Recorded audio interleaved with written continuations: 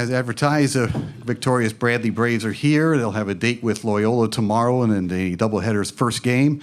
Coach Brian Wardle is flanked by Darrell Brown and Dante Thomas. We're going to ask Brian to open up with a statement on the game, and then we'll go to questions for just the two student athletes. Brian, please. Well, what a game to be a part of. I was, no matter what the outcome was going to be, I was very proud of my team and these guys and how they responded at halftime and how they came out and fought. And I thought Drake was, obviously, they were there to win. And those seniors didn't want their season to be over with. And our one senior didn't want his to be over, obviously, in the second half and how he performed. But it was a great basketball game. We made some big plays down the stretch. I mean, that's what this tournament's going to come down to. I think you saw in the game before us the same thing. And this league is very deep, very talented, and everybody's pretty even. And you're going to have to make big plays, make big shots down the stretch. I was just proud of our defense down the stretch. I thought we really buckled down the last 3 minutes of the game, took care of the ball. Obviously, Darrell came out and got hot and got us going to start the second half, and then Dante followed it with just the offensive rebounding, the energy, and our team fed off that. It was a great win for our group, great win for our program to get to the semis and find a way to win in a big setting, and our Bradley fans were tremendous. I mean, it was awesome seeing all the red out there, and hopefully we're going to have a bunch tomorrow, too. Questions for Darrell and Dante, please. Dave? Darrell, you just needed a few days off, right? Yeah, I needed a couple of days to get my ankle back right, and Rob and the rest of the staff helped me get ready for this game.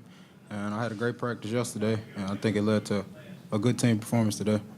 Take us through the last couple days. I know you were in the boot most of the week, and then you got it off. What were you feeling like at that point, and did you have any idea that what you had in store for you here? I mean, the first 2 days, it was very painful coming off that Saturday game against Indiana State. But, the training staff helped me get right, and I felt great. And I knew I wasn't going to miss this game for anything. And it's Dante's last go-round, and I had to be here for him. Dante, can you describe that last play? It looked like D'Lo was driving and maybe got the shot blocked, and then you picked it off. In my opinion, it was a foul. I thought it was a foul, but I just knew I was going to be aggressive, and I thought he actually made the layup, but that's what I do is offensive rebound, and I just kept doing what I do, and I just got the rebound and put it back in. Luckily, I made the layup.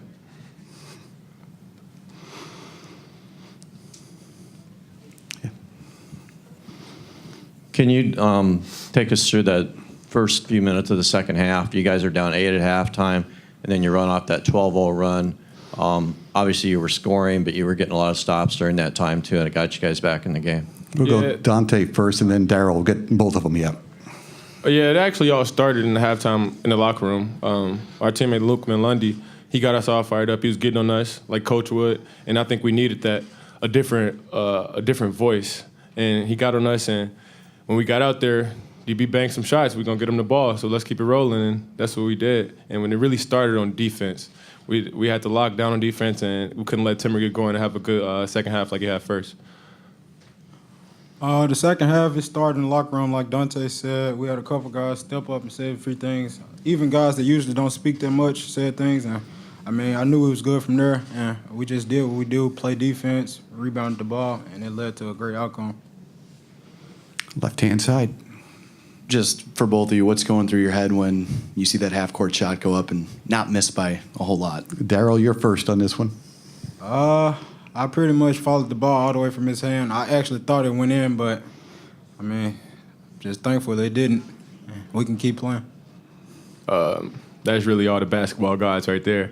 I like Darrell said, I literally saw the ball leave his hand and look at it, the whole rotation down the court, and it looked so good. I'm like, oh, no, this can't happen. But it happened thankful to the basketball gods. Right-hand side, gentlemen. Dante, the sports are so much about emotion anyway. Can you just kind of explain for us what that emotion is when you have that moment, the ball's in your hand, it's up, it's in, you've given your team a lead, and you've extended your college career too, just everything that goes into that? It's definitely been emotional for me ever since senior day. But I know I got good teammates, good guys on this team, good coaching staff, and we're not done yet. And that doesn't pass my mind at all that my college career is ending. I don't think about that. I just think about if we just do what we do, we can keep it rolling. And that's really all it is. That's it.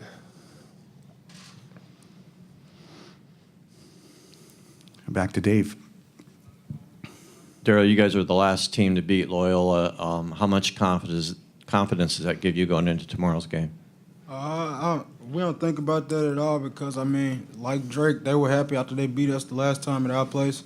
So we don't think about the last game. We just got to clean up some things we made mistakes on tonight and just stick to our game plan and we'll win the game. For me, just going off what Daryl said, like he said, we don't think about the past. We live in the now world, and we're really not focused on that we beat them the first game. It's how we did it, and we got to stick to those same principles that we did, and that was really defending. We took them out of most of the things they wanted to do, but they're a good team, and it's going to be a battle tomorrow. This is easy. Anything else for the student athletes of Bradley? Okay, gentlemen, thank you very much. We'll dismiss you. We'll stay with the coach a while longer. Reminder, these guys will be back in the semifinals tomorrow in game 1. First question for Brian Wardle is right here. Dave? The 12-0 run to start the second half. We got their version of what happened in the locker room and beginning of the half. Tell us yours. Well, I think most staff's routines, I went in there and just fired them up right from the start, and then we go meet as a staff and talk about some adjustments we needed to make. And by the time I came back in the locker room, they were focused. I didn't have to raise my voice once. I actually sat down and just talked with them and told them about the moment, seize the moment, don't let it slip by. But we got to play our brand of basketball. We got to defend and we got to rebound and play with emotion and passion. That's what we do. I'm an emotional, passionate coach. I got passionate players. We got to play that way for 20 minutes, and then we'll enjoy the outcome. And they said it. I think it was when I walked in and the coaches. I had a good feeling. I had a good feeling on how they were looking and how focused they were. But you still got to go out on the court and do it, and you got to execute. And just how we started. Obviously, Daryl got going, but we thought we contested, made them rush a few shots, rebounded the ball, one possession. We were losing the rebounding battle at halftime, and obviously Dante led the way, and D'Lo and Koch, and then Eli, and everybody started crashing the glass and taking advantage of our size. Right here on the left-hand side, Brian. Coach, when it comes to defending a guy like Timmer, he's going to get his points, but you guys made him work. What was kind of the focus, and how did it strengthen during the second half? He's a tough player. I thought he's had a tremendous year, senior year for them. First half, he made some tough shots, and he can do that. He's a tough shot maker. His whole career, he's been able to make tough shots. And I just thought in the second half we denied him a little bit more. We pressured him a little bit more. We were more aggressive when you come off those handoffs and the ball screens.